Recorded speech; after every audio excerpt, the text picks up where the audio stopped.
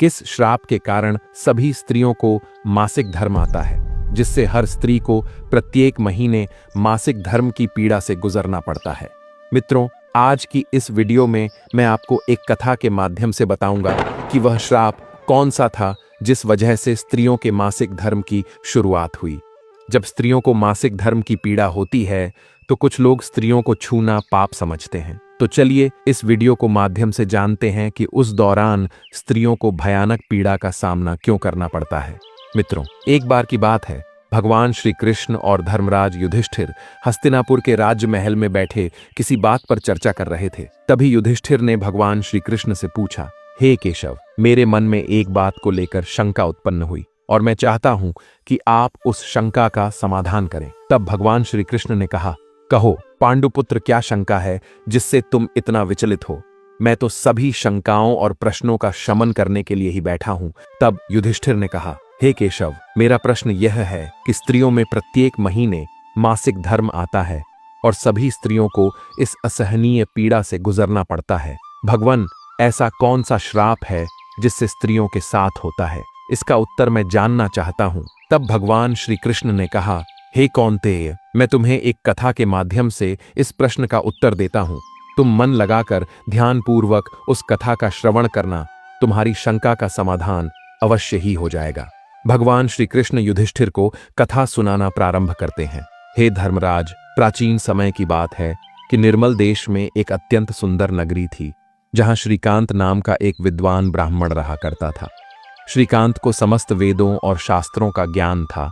वह एक तेजस्वी और परम बुद्धिमान, गुणवान और धर्म के मार्ग में खुद को समर्पित करने वाला ब्राह्मण था। सभी वर्णों के लोग श्रीकांत का बहुत सम्मान करते थे। श्रीकांत प्रतिदिन यज्ञ करता था, दान पुण्य में संलग्न रहता और संध्या उपासना भी करता था। वह पशु, पुत्र, परिवार और संपत्ति से संपन्न था। उसकी पत्नी का नाम साधना था, जो अत्यंत चरित्रवान, गुणवान और पतिव्रता थी। एक दिन श्रीकांत और साधना ने मिलकर अपने घर पर भगवान सत्यव्रत की पूजा का आयोजन किया और सभी ब्राह्मणों को स्वयं जाकर निमंत्रण दिया। नगर में रहने वाले सभी मनुष्यों को भी पूजा के लिए बुलाया। साधना ने घर पर अनेक प्रकार के स्वादिष्ट भोजन का आयोजन किया और सभी को भोजन के लिए आमंत्रित किया। पूजा के दिन सभी ब्राह्मण उनके घर पधारे। श्रीकांत ने विधिपूर्वक उनका स्वागत किया, उन्हें आदरपूर्वक बैठाया और प्रेम पूर्वक भोजन कराया। सभी ब्राह्मणों की भूख तृप्त करने के बाद श्रीकांत ने भगवान का स्मरण करते हुए जिन जिन को आमंत्रित किया था उन्हें वस्त्र आदि का दान कर विदा किया। ब्राह्मणों ने आशीर्वाद देकर विदा ली। इसके बाद श्रीकांत ने अपने परिवार, मित्रों और भूखे लोगों को भी भोजन कराया। इस प्रकार से पूजा और भोजन व्यवस्था संपन्न करने के बाद जब श्रीकांत अपने घर के द्वार पर पहुंचा तो उसने देखा कि एक कुत्ता और एक सुअरनी आपस में बात कर रहे थे। श्रीकांत ने उनकी बातों को सुना तो उसे आश्चर्य हुआ कि वे दोनों उसके माता पिता थे, जो पिछले जन्म के पाप कर्मों के कारण इस जन्म में कुत्ता और सुअरनी बन गए थे। यह जानकर श्रीकांत सोचने लगा कि कैसे उनके उद्धार के लिए वह कुछ कर सके। रात भर वह इसी विचार में जागता रहा और भगवान का स्मरण करता रहा। उसने सोचा कि उसके माता पिता की आत्मा की मुक्ति का उपाय मुनि कश्यप जी ही बता सकते हैं। सुबह होते ही श्रीकांत ने स्नान आदि कार्य संपन्न करके मुनि कश्यप जी से मिलने के लिए उनके आश्रम पर जा पहुंचा। आश्रम के अंदर प्रवेश करते ही मुनि कश्यप जी ने श्रीकांत का स्वागत किया और कश्यप जी श्रीकांत से कहने लगे, हे ब्राह्मण श्रेष्ठ, आप आज किस कारण से हमारे आश्रम में पधारे हैं? आप बड़े ही दुखी दिख रहे हैं। आपके दुख का कारण क्या है? श्रीकांत कहता है, हे मुनिवर, आपको मेरा प्रेम भरा प्रणाम। हे मुनिवर, आज आपके दर्शन मात्र से मेरा जन्म सफल हो गया। परंतु हे मुनिवर, यहाँ आज मैं आपके पास अपनी एक शंका को लेकर आया हूँ। कृपया आप ही अब मुझे इस दुख से बाहर निकालें। हे प्रभु, मुझे इस शंका से आजाद कीजिए। मैं अत्यंत दुखी और दुर्बल हो गया हूँ। कश्यप जी ने आगे कहा, हे ब्राह्मण देव, आप दुखी मत होइए। आपकी जो भी शंका है वह निसंकोच होकर मुझसे पूछो, मैं अवश्य तुम्हारी शंका का समाधान करूंगा। फिर श्रीकांत कहता है, हे मुनिवर, कल मैंने अपने घर पर भगवान सत्यनारायण का पूजन करवाया था तथा अनेक ब्राह्मणों को और भूखे लोगों को भोजन कराया। मैंने सब कुछ विधि पूर्वक पूजन किया। फिर जब मैं अपने घर के बाहर अपने मेहमानों को अपने द्वार तक छोड़ने आया तो मैंने देखा कि मेरे द्वार पर एक कुत्ता और एक सुअरनी दोनों मेरे घर के सामने खड़े होकर बात कर रहे थे।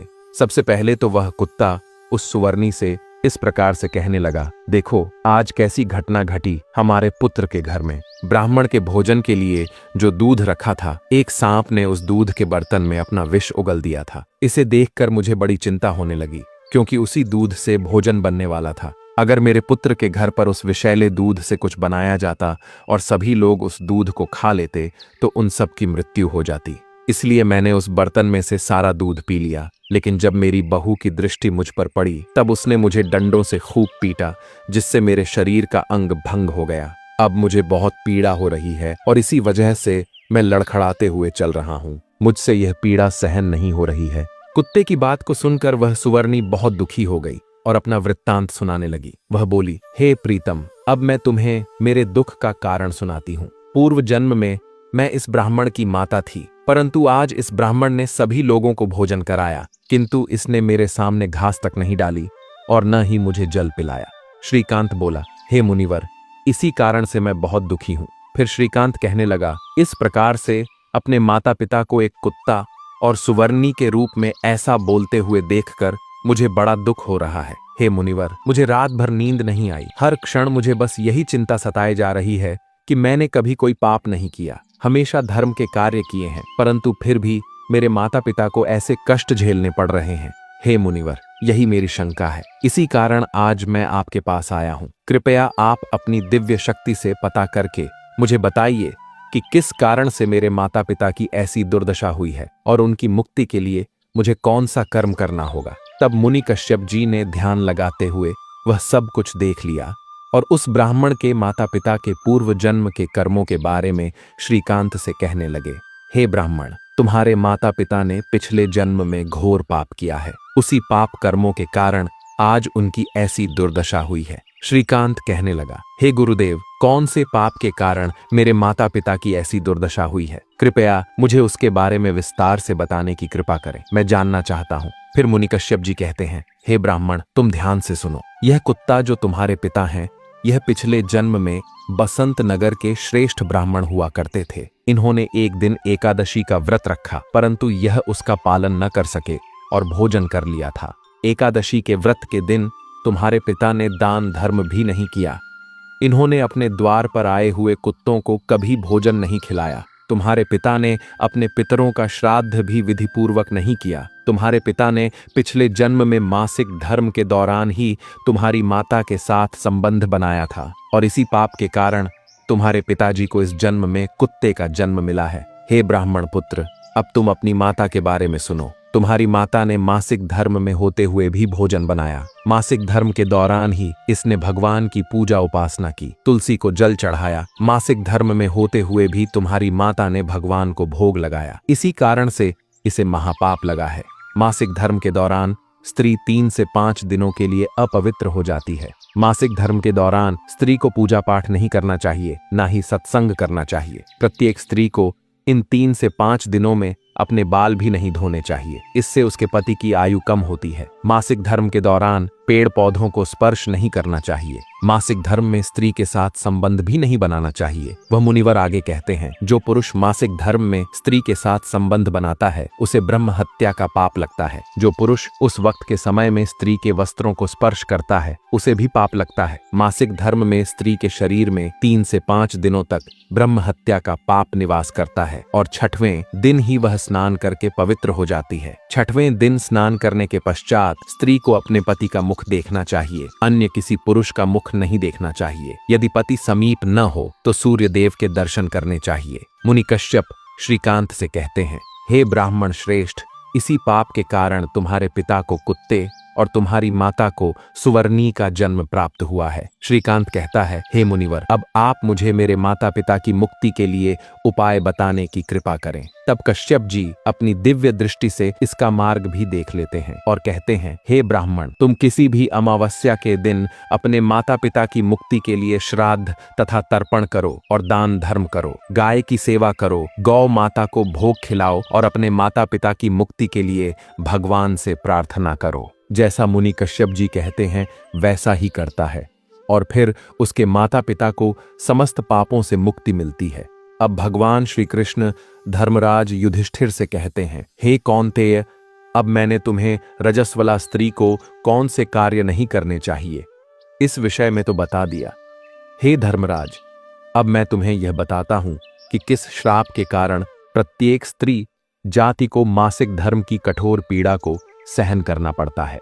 तब युधिष्ठिर भगवान श्री कृष्ण से कहते हैं, हे केशव, आपने जो भी अभी बताया कि रजस्वला स्त्री को कौन से कार्य नहीं करने चाहिए और किन किन बातों का विशेष ध्यान रखना चाहिए, इस बात को मैंने भली प्रकार से अपने ध्यान में रख लिया और मेरे एक प्रश्न का उत्तर मुझे मिल चुका है।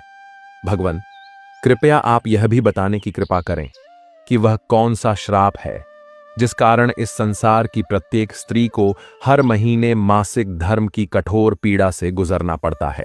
तब भगवान श्री कृष्ण कहते हैं, हे युधिष्ठिर, मैं तुम्हारे इस प्रश्न का उत्तर एक कथा के माध्यम से देता हूं। प्राचीन काल में वृत्रासुर नाम का एक प्रसिद्ध दानव हुआ करता था। दानव होने के कारण उसका स्वभाव दानवी प्रवृत्ति का था और वह हमेशा ही युद्ध करने के लिए तत्पर रहता था। फिर अचानक एक दिन सभी दानव काल के दानव के साथ मिलकर स्वर्ग लोक पर आक्रमण करने लगे। उन असुरों के पास भयंकर शक्तिशाली अस्त्र और खंजर थे जिनका सामना सभी देवता नहीं कर सके और स्वर्ग लोक से भागकर ब्रह्मदेव के पास आ गए। फिर उन्होंने ब्रह्मा जी को सब कुछ कह सुनाया। तब ब्रह्मदेव ने उन्हें असुरों को परास्त करने का उपाय बताते हुए कहा, हे इंद्र, तुम इसी क्षण महर्षि दधीचि के पास चले जाओ। वे तुम्हें अपने शरीर की हड्डियों से अस्त्र शस्त्र प्रदान करेंगे और तुम उन्हीं अस्त्रों का प्रयोग करके वृत्रासुर का वध कर सकोगे। फिर सभी देवता महर्षि दधीचि के आश्रम पर जाते हैं और वे सभी उनसे प्रार्थना करते हैं और महर्षि दधीचि से अस्त्र प्रदान करने की विनती करते हैं। फिर संसार के कल्याण के लिए महर्षि दधीचि अपने ही शरीर की हड्डियों से अस्त्र का निर्माण करते हैं। उन्हीं अस्त्रों में से एक वज्र नाम का अस्त्र होता है, जिस अस्त्र को देवराज इंद्र धारण कर लेते हैं और फिर से सभी देवता गण वृत्रासुर के साथ युद्ध करने के लिए निकल जाते हैं। उसके उपरांत देवताओं और दानवों के बीच भीषण युद्ध होता है। सभी देवता आकाश में दानवों से युद्ध करने के लिए एकत्रित हो जाते हैं और उन सभी पर प्रहार करने लगते हैं। कई दिनों तक इस प्रकार से दैत्यों और देवताओं के बीच भीषण युद्ध चलता है। फिर देवराज इंद्र और कालकेय आमने सामने आ जाते हैं। दोनों के बीच युद्ध होता है और देवराज इंद्र अपने वज्र का प्रहार करके वृत्रासुर को मार डालते हैं। उसके शरीर में एक ब्रह्म हत्या वास करती थी। वह उस दानव वृत्रासुर की मृत्यु होते ही उसके शरीर से ब्रह्म हत्या बाहर निकलती है और इंद्र का पीछा करने लगती है। फिर वह ब्रह्म हत्या देवराज इंद्र के शरीर में प्रवेश कर लेती है, जिससे इंद्र को ब्रह्म हत्या का पाप लगता है। देवराज इंद्र ब्रह्मदेव के पास जाते हैं और उनसे ब्रह्म हत्या से छुटकारा पाने का उपाय पूछते हैं। ब्रह्मदेव उस ब्रह्म हत्या को इंद्र के शरीर से निकलने की आज्ञा देते हैं और वह ब्रह्म हत्या इंद्र के शरीर से बाहर निकलकर ब्रह्मदेव से कहने लगती है, हे परमपिता ब्रह्मदेव, अभी तक मैं वृत्रासुर के शरीर में निवास कर रही थी क्योंकि उसने अनेक ब्राह्मणों की हत्याएं की थीं। जब इंद्र ने वृत्रासुर की हत्या की तो मैं इंद्र के शरीर में वास करने लगी। अब आप ही मुझे कोई उचित स्थान दीजिए जहां पर मैं रह सकूं। फिर ब्रह्मदेव कहते हैं, ब्रह्म हत्या में तुम्हें उचित स्थान देता हूं। ब्रह्मदेव ने ब्रह्म हत्या के 4 भाग कर दिए और कहा, ब्रह्म हत्या तुम्हारा 1/4 भाग अग्नि के भीतर रहेगा, क्योंकि जो भी मनुष्य अग्नि को आहुति नहीं देगा तुम उसके शरीर में प्रवेश कर लेना।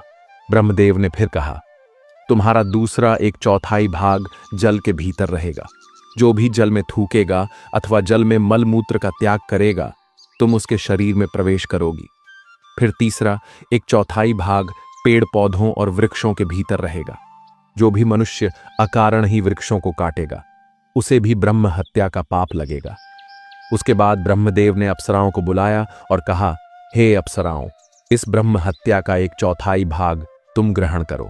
फिर अप्सराएं कहने लगीं, हे प्रभु, अगर आपकी यही आज्ञा है तो हम इसे आपकी आज्ञा से ग्रहण करने के लिए तैयार हैं, किंतु हमें भी इससे मुक्ति का कोई उपाय बताइए। फिर ब्रह्मदेव कहने लगे, हे अप्सराओं, जो भी पुरुष मासिक धर्म में स्त्री के साथ संबंध बनाएगा उसके अंदर यह ब्रह्म हत्या प्रवेश कर जाएगी। इस प्रकार से ब्रह्म हत्या के 4 भाग हुए, एक अग्नि में, दूसरा जल में, तीसरा वृक्षों में और चौथा स्त्रियों के अंदर प्रवेश कर गया। उसी ब्रह्म हत्या के भाग के कारण स्त्रियों को मासिक धर्म आता है। जो भी पुरुष मासिक धर्म के दौरान स्त्रियों को स्पर्श करता है अथवा उनके साथ संबंध बनाता है, उसे ब्रह्म हत्या का पाप लगता है। अब आगे भगवान श्री कृष्ण युधिष्ठिर से कहते हैं, हे धर्मराज, मैंने आपको एक स्त्री के रजस्वला होने के पीछे का क्या कारण, उसकी कथा सुनाई और यह भी बताया कि रजस्वला स्त्री को कौन कौन से कार्य नहीं करने चाहिए जिससे उसको कष्ट न उठाना पड़े। प्रत्येक स्त्री को चाहिए कि वह मासिक धर्म के समय पूजा पाठ आदि धार्मिक कार्य न करे ताकि उसे कोई भी पाप कर्म न लगे। और प्रत्येक रजस्वला स्त्री को यह भी ध्यान रखना चाहिए कि वह अपने पति को समझाए और उसके पति को भी इस बात का ध्यान रखना चाहिए कि जब उसकी पत्नी मासिक धर्म से हो तो उसके साथ संबंध न स्थापित करें, अन्यथा परिणाम स्वरूप कई सारे पाप कर्म लग जाते हैं जिससे बाद में कष्ट उठाना पड़ता है। आगे भगवान श्री कृष्ण कहते हैं, जो स्त्री इन बातों का ध्यान रखती है और ध्यानपूर्वक सभी नियमों का पालन करती है, उसके घर में सुख समृद्धि और धन वैभव बना रहता है। यहाँ तक कि माता लक्ष्मी भी उसके घर में निवास करती हैं और उसे कभी भी धन संपत्ति की कमी नहीं होती और पूरा परिवार सुखपूर्वक अपना जीवन व्यतीत करता है। भगवान श्री कृष्ण से कथा सुनने के बाद धर्मराज युधिष्ठिर कहते हैं, हे केशव, आपने जितनी भी बातें बताई सभी बातों को मैंने अपने मन में गांठ बांध कर रख लिया है और मेरे सभी प्रश्नों का उत्तर भी मुझे मिल गया है। मित्रों, आशा करते हैं कि आपको भी यह कथा पसंद आई होगी।